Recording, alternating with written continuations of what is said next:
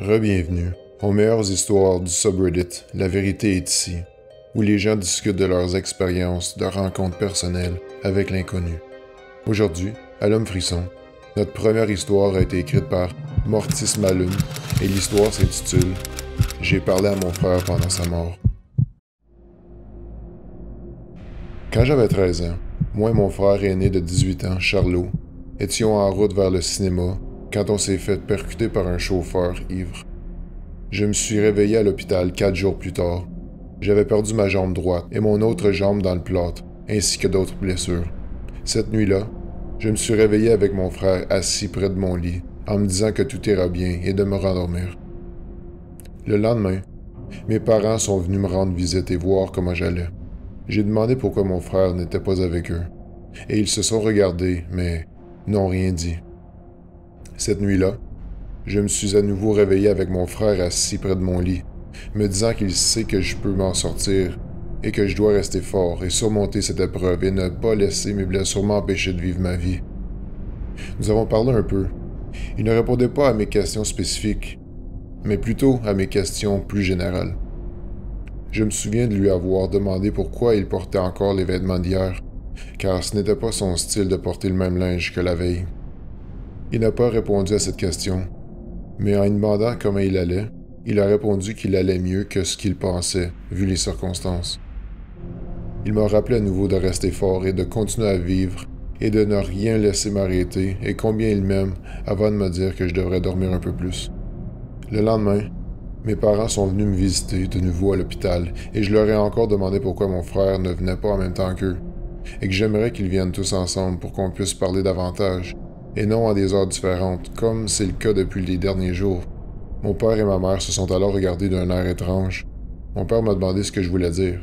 Je leur ai donc dit que Charlot venait me voir tard le soir. Ma mère est tombée en larmes avant de quitter la pièce. Mon père m'a alors dit que c'était impossible. C'est là qu'il m'a alors annoncé que Charlot est décédé sur le coup suite à l'accident. Je n'en croyais pas mes oreilles. Je n'y ai pas cru et j'ai flippé. Je n'étais plus moi-même. J'ai dû être mis sous sédatif. Cette nuit-là, Charlot n'est pas venu me rendre visite. Et le lendemain, mes parents m'ont rendu visite et ont apporté un article du journal sur l'accident, confirmant la mort de mon frère. Accélérons maintenant à aujourd'hui. Plusieurs années plus tard, ma conjointe a fait un rêve il y a quelques jours et mon frère y était présent. Malgré le fait que ma femme n'avait jamais vu de photo de lui, elle a su décrire ses traits physiques avec une extrême précision et elle a même décrit son linge qui était exactement le même que celui qu'il portait lorsque je le voyais la nuit à l'hôpital. Voilà une histoire pour une autre fois, mais c'est agréable de savoir que mon frère est toujours là avec nous et qu'il veille sur moi et sur ceux que j'aime.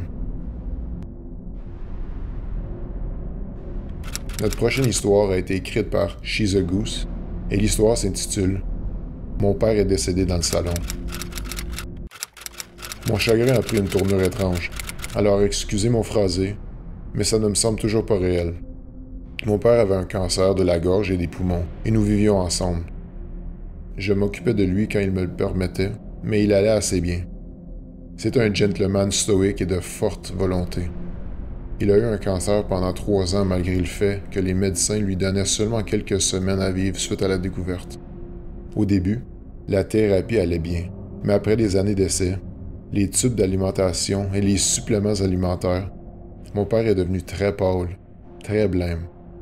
Ayant perdu beaucoup de poids et incapable de marcher sans être essoufflé, crachant toutes sortes de choses et dormant énormément comme un nouveau-né, à la fin, ce n'était plus du tout une vie, et je resterai hanté par ce dont j'ai été témoin au cours de notre dernière année ensemble, 2020, étant la pire année pour plusieurs. Un soir, je rentrais du travail et avant d'insérer la clé dans la porte d'entrée, j'ai ressenti quelque chose, comme un manque de vie à l'intérieur. Toutes les lumières étaient éteintes et j'ai passé une journée merveilleuse au travail, pleine de rire, mais il y avait comme un brouillard. Alors peut-être que je savais, ou plutôt mon corps savait, que mon père était parti toute la journée. Il avait dû mourir quelques instants après que j'ai quitté pour le travail, car je l'avais vu dormir le matin et il allait bien. Quand je suis rentré à la maison, c'est comme si je savais que mon père n'était plus là, comme un sentiment inexplicable. Je suis entré dans la maison, j'ai ouvert la porte du salon et je l'ai trouvé là, silencieux, froid. Il avait l'air si paisible. Je ne l'avais pas vu ainsi depuis plusieurs années. Le long combat de mon père était finalement terminé, et quand on vit avec quelqu'un qui est en phase terminale, on se retrouve dans une situation terrible. Entre les « il ne souffre plus » et « j'aurais tellement aimé qu'il continue à se battre ». Après le départ de la police, du médecin et de mes frères et sœurs, et bien sûr mon père, je me suis préparé un sac de linge pour aller vivre chez ma mère pendant quelques jours. Je commençais alors à m'installer dans la chambre d'amis chez ma mère quand, tout d'un coup, j'ai senti une odeur très familière. C'est par la suite que j'ai réalisé que cette odeur était celle de mon père quand j'étais petite fille. J'ai 30 ans maintenant. Il y avait une faible odeur d'alcool et de cigarettes, comme quand il revenait de la taverne après un match de hockey avec ses amis. Mais surtout, il y avait l'odeur de son parfum et de son déodorant Old Spice. L'odeur était partout. J'ai appelé ma mère pour qu'elle vienne voir et elle le sentit également. Nous étions là, ensemble à le sentir. C'était comme s'il nous disait au revoir, nous rappelant nos meilleures années ensemble avant que son cancer ne nous remplisse de peur et de douleur. Je ne crois pas aux esprits ni à rien de ce genre, mais je savais qu'il était là, avec nous, une dernière fois. Cela fait 3 semaines qu'il est mort, et je suis maintenant de retour dans la maison que nous avons partagée ensemble. Il me manque terriblement. Son odeur, il est parti. C'est comme s'il avait attendu que tout le monde soit parti, autre que la famille, et qu'il voulait dire au revoir à ma mère qu'il aimait toujours et à sa petite fille. Je sais que c'est pas grand-chose, mais je l'ai réellement senti. Une odeur d'enfance qui m'a marqué et que je n'avais pas senti depuis les années 90. À bientôt, papa. Notre prochaine histoire a été écrite par Purple Lily 18 et l'histoire s'intitule « Ma nièce avait une tumeur de la glande pinéale ». J'ai pensé que cette histoire pourrait intéresser certains d'entre vous, car je suis encore époustouflé par les détails. Comme le dit le titre, ma nièce a été diagnostiquée avec une tumeur de la glande pinéale à l'âge de 3 ans. Comme vous pouvez l'imaginer, cela a été déchirant et a bouleversé le monde de ma famille. Mais je veux partager certains des détails uniques de son histoire. N'oubliez pas que la glande pinéale est aussi connue sous le nom du troisième œil. Quand ma nièce avait à peine 5 mois, j'ai emménagé chez ma sœur. Avant son diagnostic, qui était à 3 ans, nous avons remarqué qu'il y avait des choses vraiment bizarres qui se passaient. Pendant près d'1 an avant d'avoir son diagnostic, nous avons essayé de découvrir ce qui n'allait pas avec ma nièce.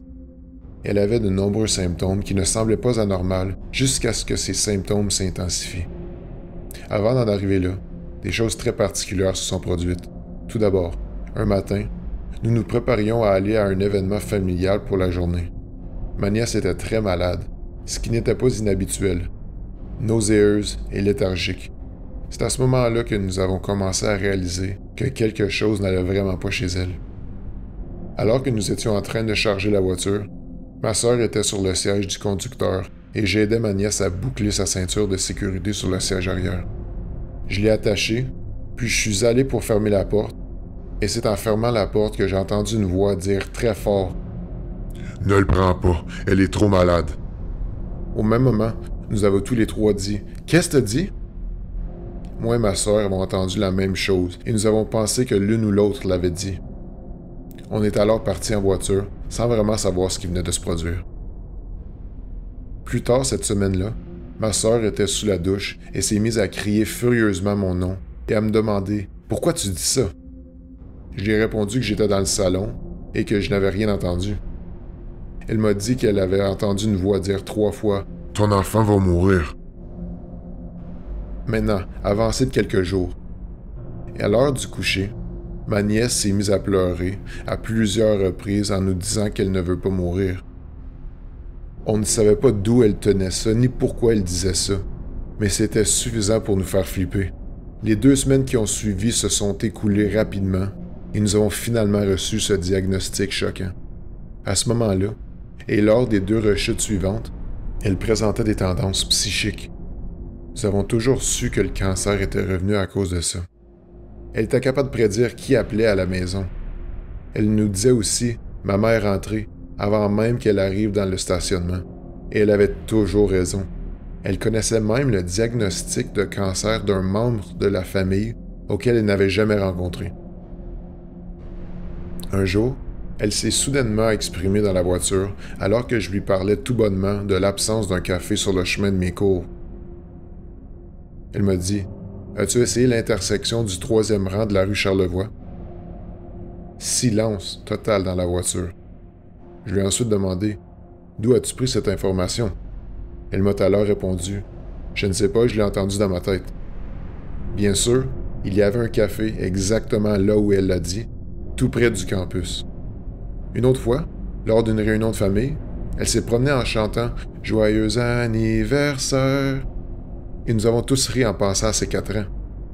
Je n'arrêtais pas de lui dire que nous étions simplement en train de faire un barbecue de famille et qu'il n'y avait pas d'anniversaire à célébrer.